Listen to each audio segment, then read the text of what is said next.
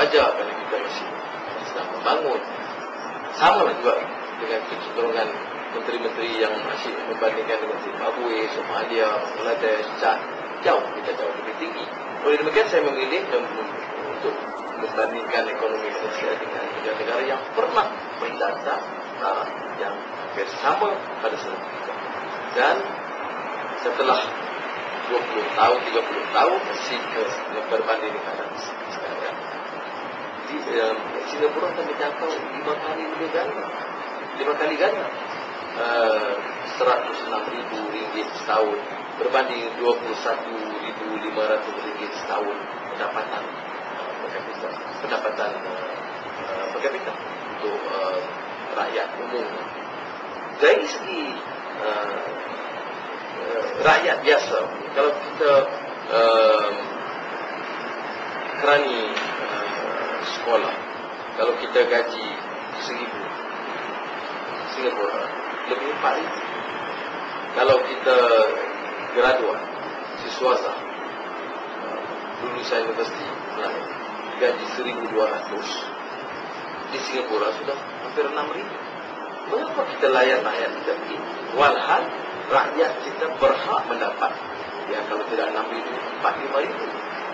Jadi bukan saya nak menekankan soal materialistik di sini, tapi ketidakadilan yang berlaku kerana kecuaian pemerintah, kelembaban yang berlaku, ekonomi yang tidak punya daya tarikan, dan yang lebih buruk ialah kerana rasuah yang sudah menjadi parah, yang menjadi dasar-dasar yang telah menjadi peluang kepada pemimpin untuk merompak kekayaan. Akhirnya yang di bawah yang terhormat.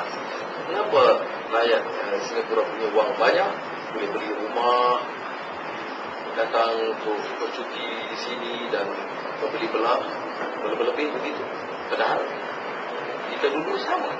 Singapura kan sebahagian dari Malaysia. Sekarang kita sudah ketinggalan jauh. Jadi apa yang pendekatan yang Datuk Seri bawa ini agak merupakan suatu yang revolutionary sedikit daripada apa yang digambarkan dalam ekonomi yang ada sekarang. Sekiranya kita ini 5 kali ganda di belakang Singapura, sudah pasti kita mengambil masa dan suatu juga dasar-dasar yang agak radikal supaya kita dapat merakatkan ulang tersebut. Sekiranya Datuk Seri dapat kembali semula ke Malaysia, apakah rancangan dan juga agenda Datuk Seri supaya jurang tersebut dapat didapatkan dalam masa 10 ataupun 15 tahun ataupun 20 tahun? Pertama dalam urusan ekonomi atau pendidikan dan sebagainya, kita harus terima kenyataan. Kita harus tonjolkan dan ketengahkan orang-orang yang terbaik, yang mampu secara ikhlas, yang tidak tamak halwa, yang boleh mengurus, dan saya yakin cukup ramai ya rakyat Malaysia, orang-orang Melayu yang pintar dalam negara dan luar negara, banyak yang telah disisihkan. Orang Cina, India yang patut membantu Iban Daya dan Kadazan yang harus bersama dalam arus ini, itu kita harus kumpulkan dan perjuangkan, letakkan mereka di tempat yang boleh membantu kita, tetapi dengan syarat pimpinannya itu bersedia menerima hujan-hujan yang baik dan tidak terpengaruh dengan manfaat kebendaan dan kekayaan melimpah dan berbilion untuk anak, isteri, menantu dan kroni. Kalau ini dapat dibetulkan, kemudian kita ambil satu sikap dan pendekatan lebih terbuka dengan segala konteks kita dan hubungan baik kita dengan dunia Arab, Cina, India dan rantau ini, saya cukup yakin kita boleh segera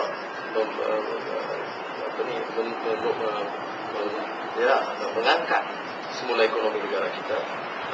Saya tidak boleh kata dalam masa 1-2 tahun, tentunya keadaan nak selesaikan masalah jenayah yang parah itu memerlukan persiapan seketika untuk juga ekonomi.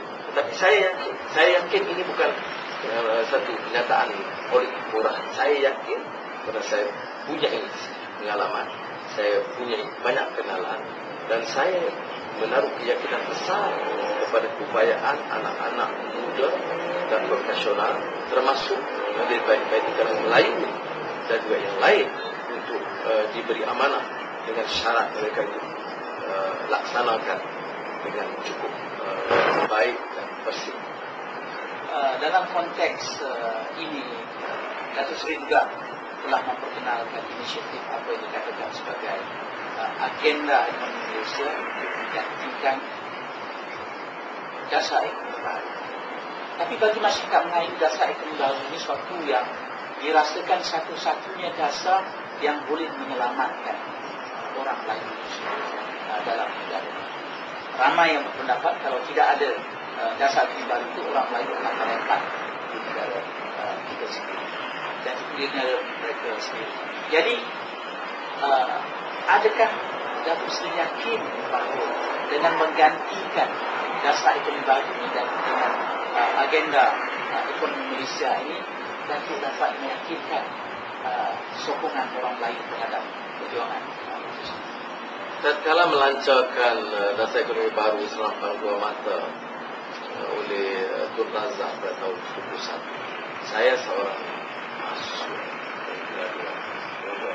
yang kuat menyokong, kerana kita pada masa itu yakin apa yang disebut oleh pemimpin Melayu pada ketika itu usaha memperkasa dan usaha memberikan kekuatan ekonomi, seluruh kekayaan dan kekuatan ekonomi negara itu dicurah, diagih dengan adil dan sama kepada orang Melayu, sementara menjamin juga keadilan rakyat. Ada kejayaan yang kita tidak nafikan dari segi pendidikan, penggunaan asas dan sebagainya. Pendidikan di kemudian asas itu dibuat oleh semua negara, sama ada dasar ekonomi apapun, dari Rusia ke negara China, ke Indonesia, ke India. Tapi setelah lebih 30 tahun kita laksanakan, kita dapat terlalu banyak manfaat dari segi usaha. Kalau kita lihat berapa puluh bilion ringgit yang dicurah kepada rakyat, dengan berapa puluh bilion ringgit dikaut oleh keluarga pemimpin-pemimpin besar UMNO dan kroni-kroni mereka. Dari segi program keswastaan, berapa puluh bilion beban kepada rakyat kerana kos meningkat, sementara syarikat-syarikat kroni dan keluarga mengaut kekayaan. Dari sudut pengagihan saham, kontrak, segala macam dari begitu. Jadi apakah kita harus terus dibelenggu dengan kerangka pemikiran lama, tak bersedia menilai semula? Dasar dan falsafah untuk membasmi kemiskinan tanpa pemikiran kaum yang disebut dalam bahasa ekonomi baru, saya tidak rasa perlu dirubah. Jadi dasar ekonomi itu harus dirubah. Kemudian kita hari ini kalah dengan Singapura, kalah dengan dalam persaingan, dalam pelaburan asing, kalah dengan Thailand, kalah dengan Vietnam, kalah dengan Indonesia. Saya ke Filipina 2009, kalah dengan Filipina. Kan asyik seronok dengan menang dengan kurma saya. Jadi bila asyik kalah ini, di mana silap? Di antaranya penguasa yang lemah, pentadbiran yang lemah, dan dasar ekonomi yang sudah ketinggalan arus. Sebab itu kita harus perkenalkan dasar ekonomi yang lebih kompetitif, berikan kesempatan kepada semua merasakan mereka itu cukup sebaik dia dibawa dan cekal, boleh diangkat, tapi tidak melepaskan tanggungjawab besar untuk kita kepada rakyat. Dari sudut apa disebut keadilan sosial, yang disebut distributive justice, keadilan dalam arti kata orang yang miskin, orang yang tertinggi, kelompok yang tidak diberikan peluang, itu harus diberikan. Lihat saja keuntungan dari petroleum gas, 70 ribu juta ringgit. Dalam dasar ekonomi baru ni apa dia harap? Kita bina kota Indah yang baru, Putrajaya, 10 bilion, gedung paling tinggi berbilion. Apa bedanya kalau kita beri kesempatan? Saya katakan dari 70 bilion, 10 bilion segera untuk rakyat yang paling miskin, perumahan rakyat, jangan dia duduk kawasan sesak dan setinggal. Kita setiap tahun agenda 10 bilion.